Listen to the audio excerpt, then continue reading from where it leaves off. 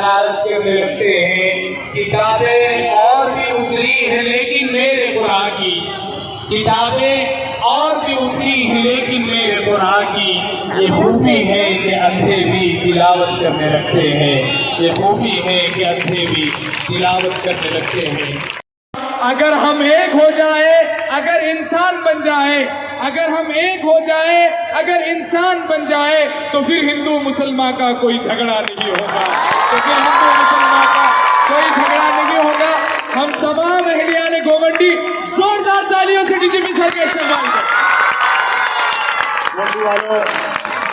गोंडी वालों, मैं आपका बहुत शुक्रगुजार हूँ, बहुत ज्यादा शुक्रगुजार हूँ। इतनी बारिश हुई, आप उसके बाद उठ के नहीं बैठे। सिर्फ 2 मिनट मेरी बात सुनिए। मुनव्वर जमा साहब, पब्लिक ये नहीं है आपको। जमा साहब, मुनव्वर जमा साहब, आप जो मैदान देख रहे हैं, ये मैदान डबल मैदान है। इसके बाद का मैदान भी भरा हुआ है, पूरा भरा हुआ है। गोंडी वालों, तुमने आज इज्जत रख ली, आज बहुत बहुत धन्यवाद। ये जो आए ना ऑफिसर कृष्ण प्रकाश साहब, ये जो कृष्ण प्रकाश जी आए हैं ना, ये बिहार के हैं। एक बिहारी 100 पे भारी। अबू आसिम साहब बड़े घबरा रहे थे, 4 दफा बोल रहे थे बारिश हो जाएगी। मैंने कहा बिल्कुल नहीं होगी सर। वो कह रहे बादल मंडरा रहे, अंधेरा अंधेरा सा लग रहा है। ये देखो कैसा उजाला है गोवंडी में। सब लोग अपनी मोबाइल लाइट थोड़ा ऑन करके उजाला दिखाइए। अबू आसिम साहब को थोड़ा सा मैं स्टेज पर बुलाता हूँ। अपने लाइट्स ऑन करके, अपने लाइट्स ऑन करके, अपने लाइट्स ऑन करके। हम तूफानों से डरने वाले नहीं हैं। मेरे साथ बोले सब, हम तूफानों से डरने वाले नहीं हैं। तो फिर क्या है? बोले हम तूफानों से लड़ने वाले हैं। मंजिल से आगे बढ़कर मंजिल तलाश कर, मंजिल से आगे बढ़कर मंजिल तलाश कर।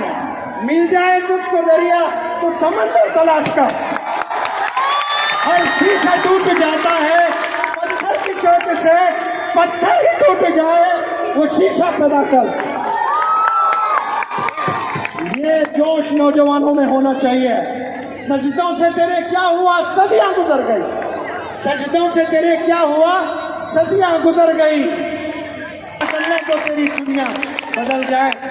मैं अबू आसिम साहब को शुक्रिया अदा करता हूँ।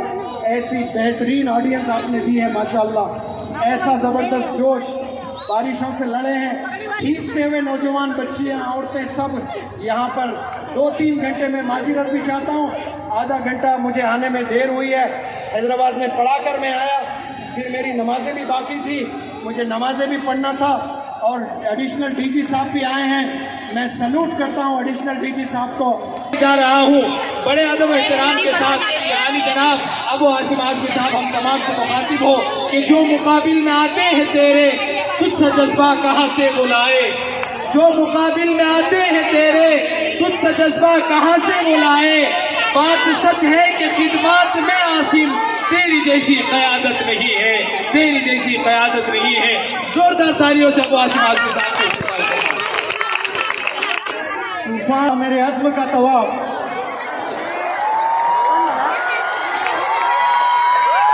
तूफान कर रहा था मेरे अज़्म का तवाफ। दुनिया समझ रही थी कि मेरे कश्ती भंवर में है। गोवंडी के प्यारे लोग, प्यारे भाई बहनों, अस्सलामु अलैकुम।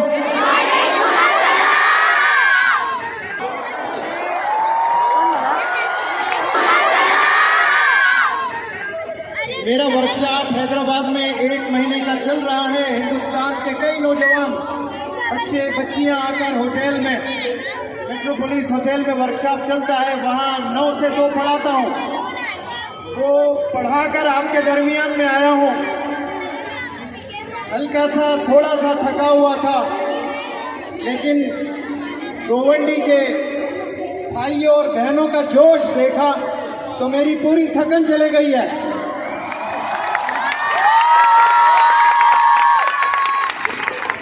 जैसे सचिन तेंदुलकर कहा करता था, boost is the secret of my energy, तो मुझे कहना चाहिए आज Govandi is the secret of my energy.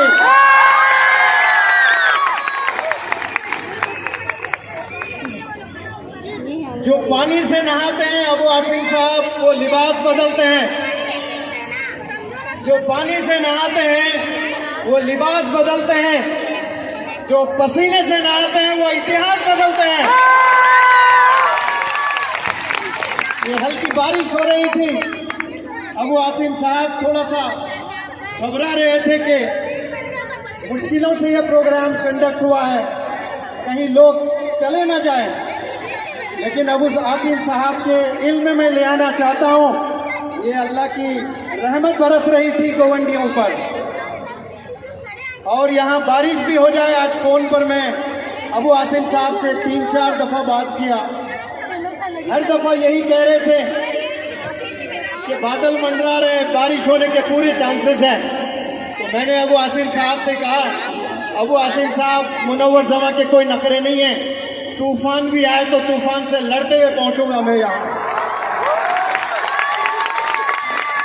और आप लोग के बीच बारिश में भी इंशाअल्लाह अगर होती है तो खड़े होकर मैं तकरीर करूंगा। इंशाअल्लाह हमने तूफानों से लड़ना है।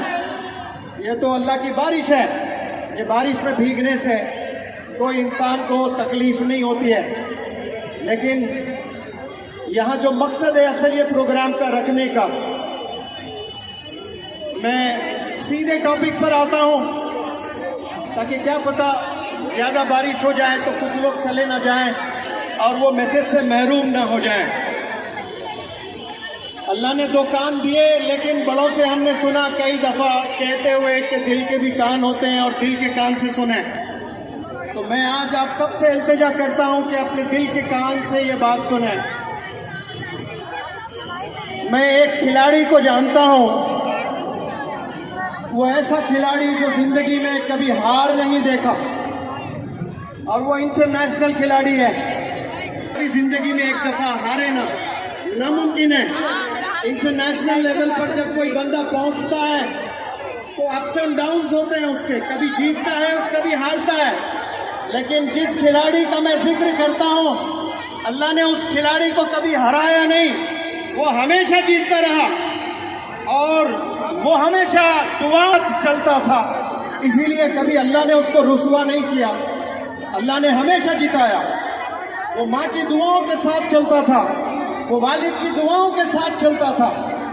अब मैं इशारा देता हूं तो बहुत सारे लोग शायद समझ भी जाएंगे।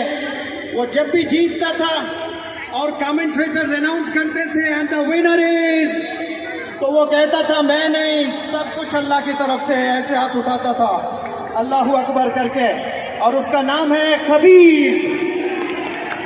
वो ऐसा बंदा जो कभी जिंदगी में हार नहीं देखा। आप सब लोग जानते हैं फाइटिंग कंपटीशन होता है, मिक्स्ड मार्शल आर्ट्स होते हैं और आसान नहीं होता है। उसमें अनडिफीटेड 29 वर्ल्ड लेवल गेम्स उसने जीते हैं। 29 इंटरनेशनल मैचेस उस बंदे ने खेले हैं, और उस बंदे का कोच उसी के अब्बा थे। अब जब वो बंदा 28वां मैच खेल रहा था, 28th मैच पूरी दुनिया देख रही थी, और वो बंदे ने जो अबू आसिम साहब के इल्म में ले आना चाहता हूं, ऐसा खिलाड़ी था वो भी, जो अपोनेंट था बड़ा चैंपियन था, उसका जबरदस्त बोलबाला, वो भी बहुत बड़ा चैंपियन। लेकिन ये खबीब के रिलीजन के ताल्लुक से उसने कुछ गंदे बात की थी, तो फिर खबीब में ऐसी एनर्जी आई और उसको ऐसे धो डाला, पूरी दुनिया ने देखा उसको। और उसके बाद और एक मैच उसका खेलना था, लेकिन उसकी अम्मी ने 30वां मैच जो तू खेलने जा रहा है, आज तेरे साथ तेरा कोच यानी तेरे अब्बू नहीं है, लिहाजा तू ये मैच ना खेल। तो उसने कहा मैंने पहले वादा कर दिया था। अब मैं बात से 29th मैच था, और जो 28वां मैच था जो उसने जीता था उसको 50 करोड़ रुपए मिले थे, और जो 29वां मैच जीता था उसको 56 करोड़ रुपए मिले थे। फिर दुनिया वालों ने उसको इतना पसंद किया, उसने ऐलान किया मेरे में और खूब एनर्जी है, मैं और खूब लड़ सकता हूं, लेकिन मेरी अम्मी इजाजत नहीं देती है। अभी अब्बू के बिना रिंग में उतरने का परमिशन नहीं है मुझे, लिहाजा मैं नहीं खेलता हूं। तो खेल जो कंपटीशन रखते हैं वो लोगों ने 350 करोड़ का ऑफर दिया है। आप सिर्फ पार्टिसिपेट करिए, आप सिर्फ खेलिए, हारे 350 करोड़, जीते 350 करोड़, हलाल के 350 करोड़ हारने पर भी मिलने वाले थे, लेकिन अपनी माँ की बात उस बंदे ने सुना, फिर जिंदगी में उसने खेला नहीं, हलाल पैसों को उसने ठुकरा दिया है। आज आप सल्लल्लाहु अलैहि वसल्लम ने नशे को हराम किया, क्या आप ठुकरा नहीं सकते नशे को? हलाल 350 करोड़ हलाल के उसने ठुकरा दिया है, और आप सल्लल्लाहु अलैहि वसल्लम ने नशे को हराम किया है। न जाने भारत में कितने ऐसे मेडिकल प्रैक्टिशनर थे। तो आपने मुझे घर पर बिठाकर एक बात कही, वो आज तक मुझे याद है। मेरे अब्बू ने एक बात कही, बेटा मैं रोजाना घर के बाहर बैठकर आते जाते लोगों की काउंसलिंग करता हूँ, नशे से दूर करने की कोशिश करता हूँ, सिगरेट छुड़ाने की कोशिश करता हूँ, क्योंकि मैं नलगुंडे से ताल्लुक रखता हूँ, हैदराबाद से 100 किलोमीटर दूर। जामे मस्जिद ओल्ड सिटी है, बहुत गरीब लोग रहते हैं वहाँ पर।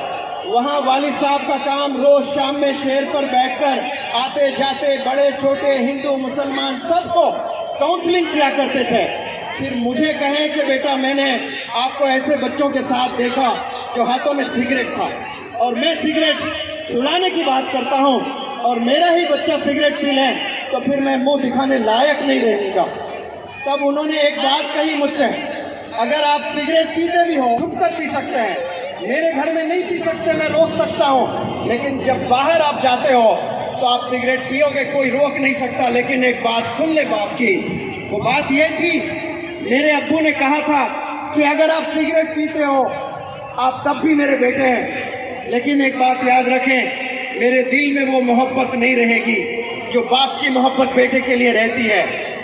हो सकता मैं दोस्तों में आकर सिगरेट पीता, लेकिन वो बात ने मुझे ऐसे दिल में बिठा दी है कि कभी सिगरेट को हाथ तो लगाना दूर है, ख्याल तक ही नहीं आया मुझे कि सिगरेट भी पीने वाली चीज होती है। ये मेरे अब्बू के कहने पर मैंने छोड़ा। क्या आप प्रॉफिट के कहने पर नहीं छोड़ सकते नशा को? क्या आपके दिलों में मोहब्बत है आप सल्लल्लाहु अलैहि वसल्लम से? बताए जो आप सल्लल्लाहु अलैहि वसल्लम बोले, अगर मोहब्बत है तो नशे से दूर होना है, हमने नशे से हमने दूर होना है। आज हमारी कम्युनिटी